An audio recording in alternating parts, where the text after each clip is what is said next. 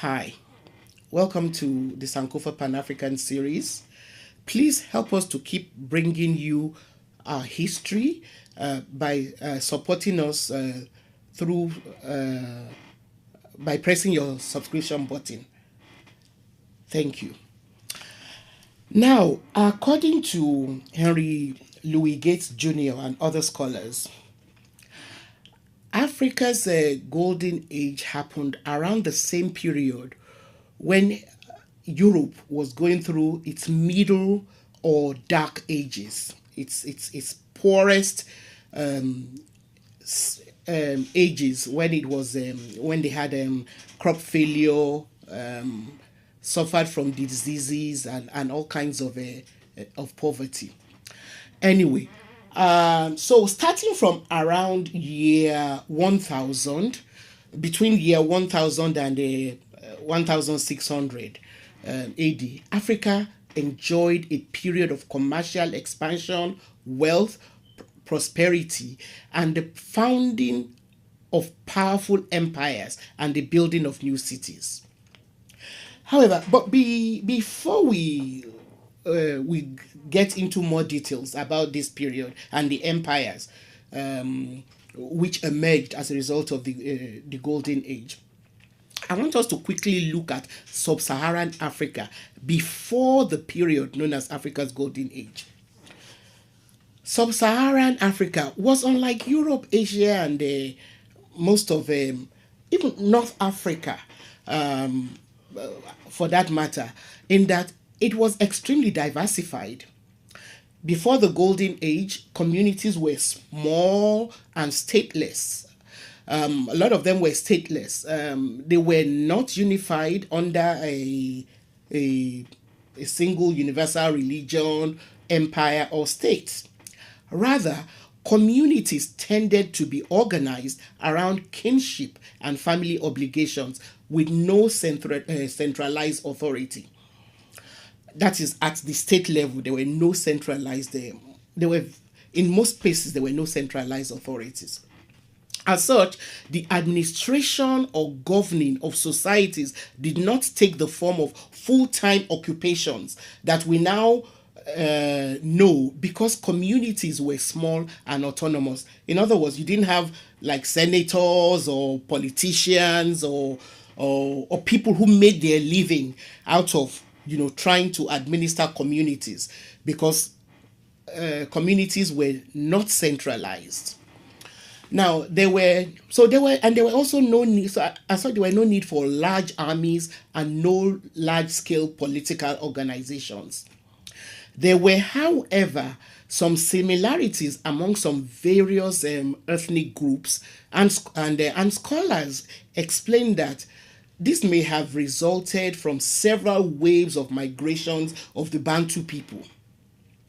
Now, Bantu is a general term for hundreds of ethnic groups spread over most of sub-Saharan Africa. They can be found in West, Southern, Central, and Eastern Africa. Now, though they now speak different languages, according to the New World Encyclopedia, there are enough commonalities found in languages to lead linguists to classify them as belonging to a common language family. In many cases, they also have underlying customs, and we've actually done an episode on African languages. So please look for it and watch it to get more insight into the various language groups of Africa. And please give us a thumbs up if you like that video. Now, okay, so in like I was saying, in many cases, there were some underlying common customs, but we might also wonder why and how they got scattered throughout such a wide expanse of the continent. And this has been the focus of a lot of research and theories. However, the jury is still out, on why they spread across such a wide expanse of the continent. Yeah. It is generally believed that the Bantus originated in West Africa, and thousands of years ago, then started spreading. It is believed that before the major, what is called believed to be the major Bantu dispersal, the southern half of the continent was populated by Khoisan speaking people. Now, after the dispersal or the spreading of the highly resourceful and adaptable Bantus, many of the communities of South Africa came under the rule of the Bantu people. They also began to trade. The Bantus also began to trade with Europeans who had more than just trade in mind, as we all know. Now, the Europeans were, of course, more focused on colonizing Africa. They were not only wily, but they had guns, and so they succeeded in forcing the Bantu populations to move wherever, in most of the places where they decided to colonize. Now, the New World Encyclopedia also asserts that although during the transatlantic slave trade, people from all over the coastal regions of West Africa were captured and transported to North America and the Caribbean. The Bantu people were among the most numerous. So the majority of the people who crossed, who were captured and forcibly taken away from Africa as slaves, were actually Bantu people. This also indicates how Bantu Africans have impacted the landscape and culture of the New World, which had enslaved them. I think it would be interesting to try and track the percentage of people of Bantu ancestry through things like DNA testing. Now, as I've said before, the root language of the Bantus created some commonalities, and this can be found in the form of vocabularies around across African languages and dialects. These commonalities must have allowed some mutual understandings among various Bantu groups. For instance, most had similarities in their belief system. They were mostly animists, believing in a world controlled by spiritual forces and gods.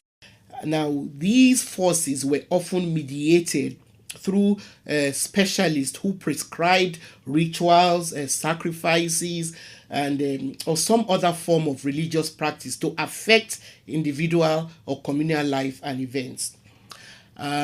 These beliefs were the bedrock of their ethics, worldview, and the workings of the elements of the universe. In other words, their belief system was also tied to their philosophy, their worldviews, you know. So, in most instances, there was some level of reverence for the dead ancestors, who were sometimes worshipped as the first settlers of the land, who they now believed to influence things like rainfall, harvest, and fertility. Now, to these traditional communities, land often represented more than just a source of economic wealth. They had a spiritual connection to the land, and this connection also made them respectful of the land. So all this noise today about the ecosystem and things like that, the Africans, had a relationship to the earth, that was so sacred that prevented them from abusing it.